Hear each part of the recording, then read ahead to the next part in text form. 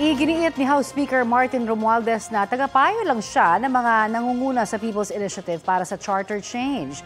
Kasunod po yan ang revelasyon ni Senadora Amy Marcos sa hearing ng Senado na nakapulong ni Romualdez ang ilang nangunguna sa People's Initiative.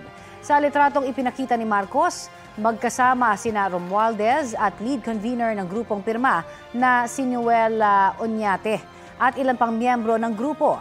Kinumpirma ni Romualdez ang pulong na nangyari sa kanyang townhouse. Pero anya, purely advisory ang kanyang partisipasyon at hindi pinamumunuan ang signature campaign. Iginiit din niya na wala siyang kinalaman sa anumang iligal na aktibidad tulad ng pagbili ng pirma.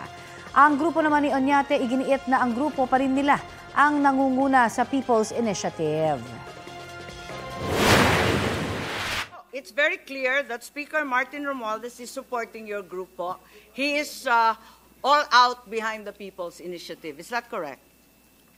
Yes, we coordinate with the Speaker and the Thank you very Congressman much, in and I'll, getting the give it 3% back per to- congressional district. Parang naguguluhan ako. Kinukumpirma na politicians initiative tulad ng sinabi ni Senator Hindi Bato, naman, hindi naman po. people. Tumutulong lang sila. Pero kami ang nasa forefront ng pagpapapirma.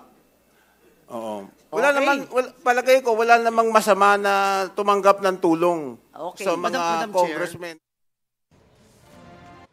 Kapuso, para sa mga maiinit na balita, mag-subscribe sa GMA Integrated News sa YouTube. Sa mga kapuso naman abroad, subaybayan nyo kami sa GMA Pinoy TV at sa www.gmanews.tv.